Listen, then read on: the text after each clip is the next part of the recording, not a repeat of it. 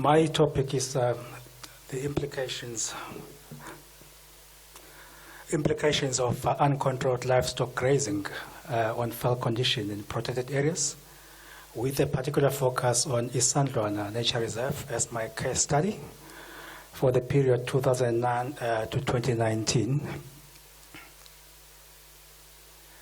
I'm going to take you through the background, objectives, the study area methods, results, and conclusion.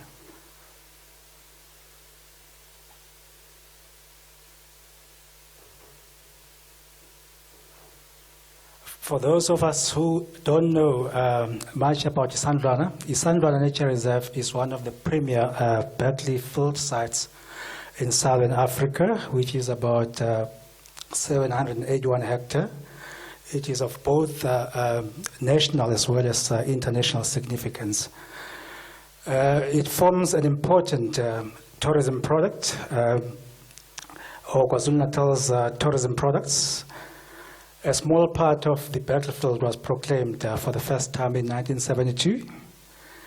And in 1984, the KwaZulu Monuments Council and the Mangwe-Butanani Tribal Council commenced negotiations to establish a historical reserve on the land occupied by Isandlwana today. And this led to the establishment of Isandlwana Historic Reserve in terms of the KwaZulu Monuments Act of 1980. Later on, the Cabinet of KwaZulu government has resolved that the Area B proclaimed a conservation area, which was to be administered by the Northern Bureau of Natural Resources.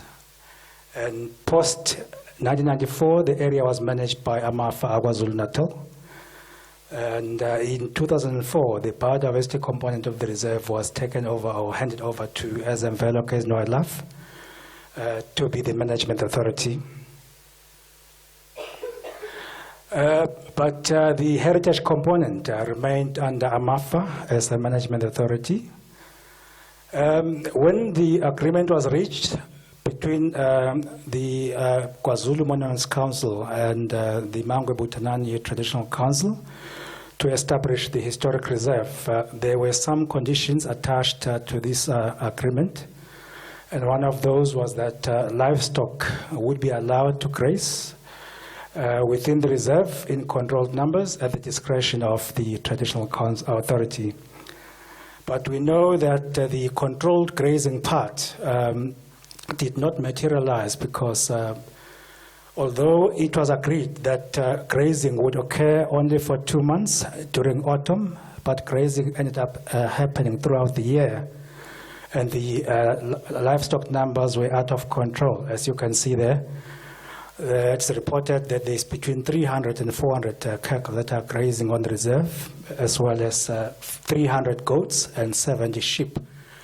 This is way beyond the carrying capacity of 781 hectare reserve, which has got dire consequences for the management of the protected area, especially fire.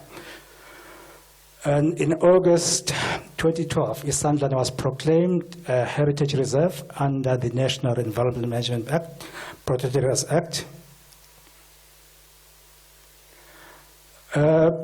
As most of us will know, that fire is the only practical and economical tool for managers, or available to managers to manipulate and manage range lengths. However, the ever-increasing overgrazing by livestock that we are experiencing in PAs these days hinders the use of fire as a management tool due to the depletion of the herbaceous biomass. This actually enhances the rapid bush encroachment as well as soil erosion in protected areas. And it is for this reason that we actually decided to establish or initiate Veld condition monitoring at Isandlwana Heritage Reserve. The objectives were to monitor changes in Veld condition. We also wanted to monitor changes in tree density or abundance over time, with the aim of being able to advise management on the grazing capacity as well as the stocking rates. The study area, the St. Luanda Nature Reserve is situated in the northern central KZN, and zooming into it, you can see that it's just a few kilometers south of Noto town. And the methods, the location of our monitoring plots, you can see the blue dots distributed again, well, along the length of the reserve. We established 10 permanent monitoring plots, 30 by 30 meter in width. And we sampled the plots from 2009 for the first time, and again in 2014.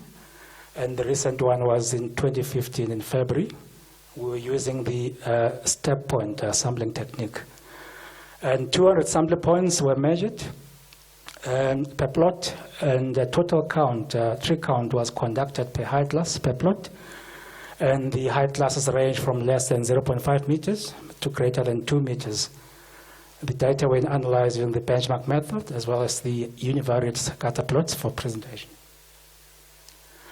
Coming to the results, you can see here, if you look at the graph on the left-hand side, this actually is showing us the trends in fell conditions since the inception of the fell condition monitoring in 2009.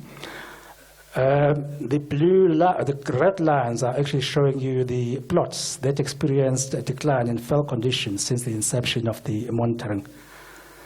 And if you look at that, it actually indicates that 80% of the plots showed a decline in fell condition over time. And the green lines shows you those plots that showed an improvement in fell condition over time.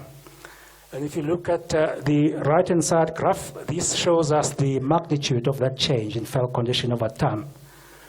And if you look above the horizontal line, that shows the two plots that showed an improvement. One of them improved by about 20% over time, 28%, and the other one improved by 13% over time. But the rest of the plots, which are below the horizontal line, declined in fell condition, and the range of decline actually, or the magnitude of decline ranged from minus 2% to about 29%, which is not a good sign. And we are not surprised given the grazing pressure that we are actually facing at Isanluna. I then looked at the herbaceous species composition. In 2009, you can see when we classified the herbaceous plants into their ecological status, which are increases and decreases. The herbaceous species composition was dominated by increaser 2Cs, which are species that dominate in veld that is moderately overgrazed. But also the the blue hashed bars are showing increaser 2Bs. And the increaser 2Cs, which are the species that dominate in veld that is severely overgrazed, you can see those are also quite prominent, as well as increaser 1s, except for plot 3 and plot 6, whose herbaceous species composition was dominated by decreasers, which are indicated by the green bars. If you look at 2019, you can see that plots 3 actually switched completely from being dominated by decreasers, and it was dominated by increaser 1, increaser 2, as well as increaser 2C. So there was a decline in decreaser species, except for plot 6, which continued to improve in fell condition. But in general, you can see that increaser 2Cs seem to actually increase quite significantly in most of the plot, as well as increaser 2Bs, which is an indication of the overgrazing. Coming back to the results on tree abundance per height class, it is clear here that the less than 0.5 tree component is the only one that increased over time, whereas the other height classes were more or less stable or declined in abundance. And this, I would say, is an indication of bush encroachment by virtue of the younger sort of plants sort of recruitment into the system. And on the right-hand side, it shows you just the magnitude of that change in tree abundance, which was around 11 to 12%. whereas the other, high classes, of course, are declined in abundance over time. I thought I should then tease out as to which species are dominating these tree abundance. And the main culprit, of course, is acacia karoo, which increased very rapidly. If you look at in 2009, we only recorded less than 300 trees in acacia karoo, but by 2014 it was almost 700 trees. And in 2019, you can see the increase there. It was followed by Diospyros lysioides. And the interesting one is that these newcomers into the system, which we only recorded from 2014, they were not in the plots in 2009 when we started. That was the Euclid divinorum. Those are broadleaf species, followed by Graya monticola. Between 2014 and 2019, you can see there's not much change between these two species. They seem to be more or less stable. I then decided maybe it would be more sort of informative to calculate the tree density per hectare. In 2009, you can see that we were sitting at about 1,427 trees in terms of tree density per hectare.